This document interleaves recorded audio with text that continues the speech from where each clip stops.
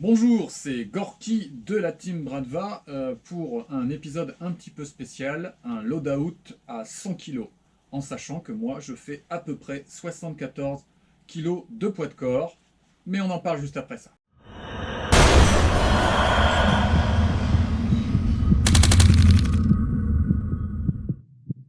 Vous avez été nombreux à me dire, alors quand est-ce que tu nous fais un loadout avec un casque, un truc bien lourd, le porte-plaque, où tu vas à fond, etc. Alors j'ai résisté un certain temps, voilà, bon, je vais sortir le premier aujourd'hui.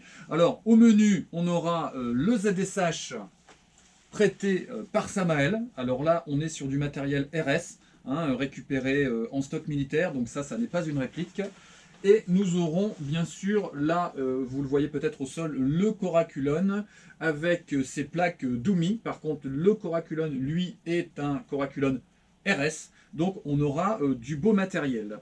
La tenue de fond que j'ai choisi de vous présenter aujourd'hui, c'est une tenue avec un camo Flora. Voilà, une summer suit que l'on trouve chez Grey Shop. Dont je vous mettrai le lien en description pour que vous voyez un petit peu les prix, etc. etc. Alors, c'est de type uniforme, et là j'ai choisi, parce qu'on a pas mal discuté avec les gars, de « Ah bah oui, mais quand t'as pas de scratch, comment tu fais pour mettre tes patchs ?» Bon bah là, un brassard de police militaire qui intègre en couture le drapeau. Voilà, j'y ai mis le patch. Et puis là, ici, les insignes voilà, de la police militaire russe. Voilà, c'est une façon de gérer les choses. Alors, j'évacue comme d'habitude, et ce que j'ai dit sur les fois précédentes, je ne suis pas un spécialiste du gear. Oui, peut-être que le ZSH va pas aller avec le camo, je sais pas quoi. C'est pas le sujet, c'est du kiff, du plaisir, et puis 100 kg sur la balance, puisque c'est le défi d'aujourd'hui. J'évacue comme d'habitude le stalker et les lunettes aux normes de sécurité qui me gênent sur la prise de vue, mais que nous portons dans la team systématiquement.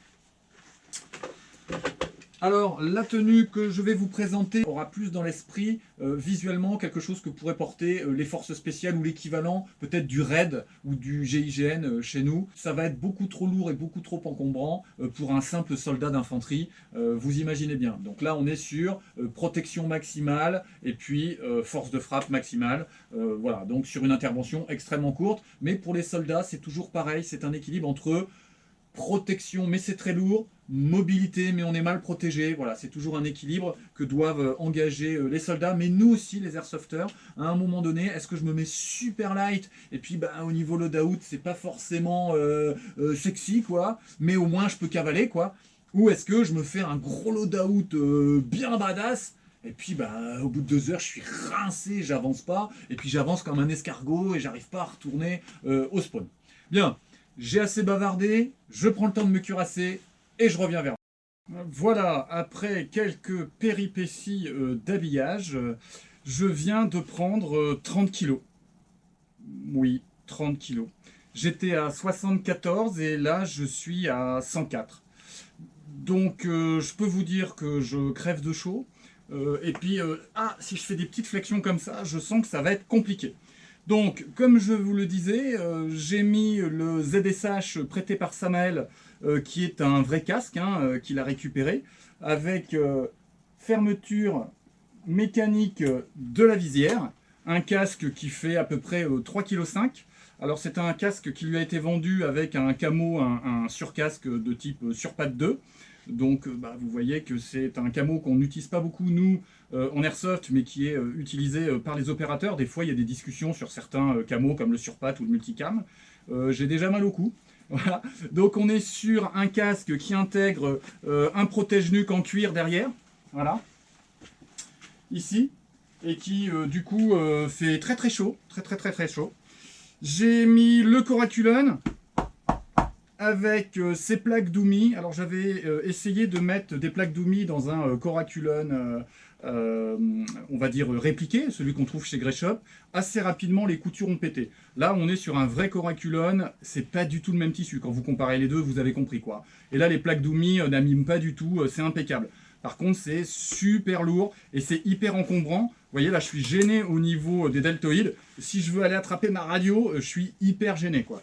Au-dessus, j'ai mis un Smerch. Bon, je vous l'ai déjà présenté, c'est le Smerch Flora. Par contre, le choix que j'ai fait, là, c'est que j'ai mis tous mes chargeurs de PA, mes chargeurs d'AK, j'ai toutes mes grenades, j'ai mis dans ma musette derrière j'ai mis de l'eau, j'ai mis un sac de billes qui va être équivalent à si j'avais chargé toutes mes grenades plus tous mes chargeurs. Là, je les ai pas graillés, mais j'ai l'équivalent en sac derrière. Sur ma poche de côté, ici, je vous ferai le vide tout à l'heure.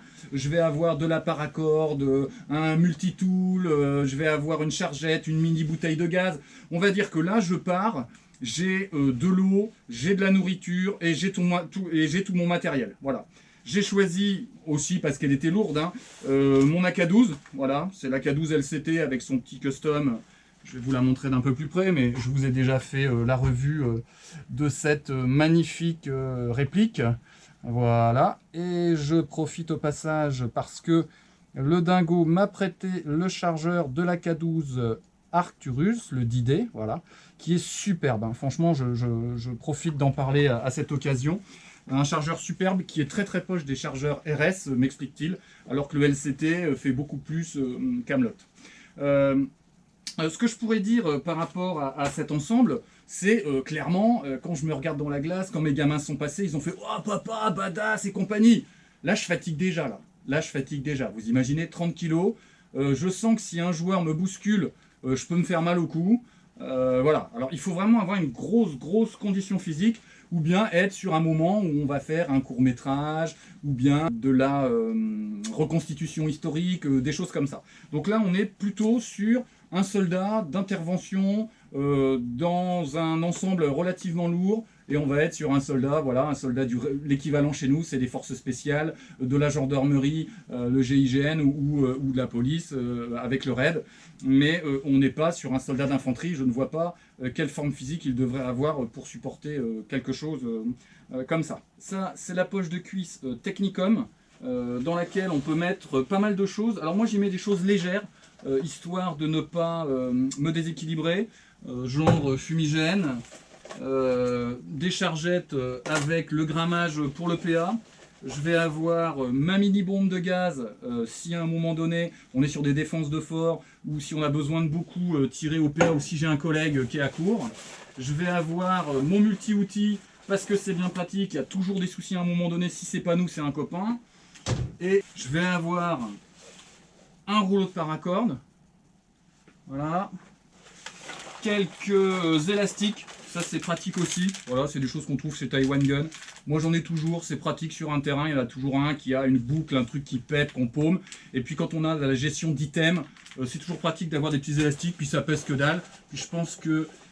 ah, le petit scotch bleu, ne pas oublier le petit scotch bleu bien sûr. Et puis je vais avoir aussi des riselants, voilà, bon j'ai du mal à les retrouver là, tac. Voilà, des gros riselants, c'est toujours pratique. Et je vous disais, hein, dans la musette derrière, pour la simulation, j'ai fait en sorte de prendre l'équivalent d'un sac de billes neuf. Voilà, ça va être un petit peu sur l'ensemble de mes chargeurs, plus de mes grenades. Je vais avoir, pas l'équivalent de ça, mais ça compense aussi le sandwich que j'ai pas pris, que j'ai pas fait juste pour la vidéo. Et je vais avoir aussi, bien sûr, j'ai pris l'équivalent d'une gourde. Parce que si on fait une simulation de poids, il s'agit que d'aller au bout. Voilà. Je me suis pris une gourde type gourde de vélo que j'ai dans ma musette à l'arrière.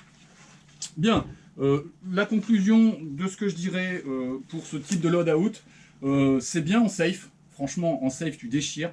T'es le roi du monde. Et puis, au coup de sifflet, t'as tout le monde qui débarque. Puis toi, tu te mets derrière un arbre à 50 mètres parce que c'est compliqué, quoi. Hein. Et même si, à l'origine, l'uniforme, c'est une summer suit, ben là, assez rapidement, je crève de chaud alors que je suis dans un sous-sol où il fait plutôt frais.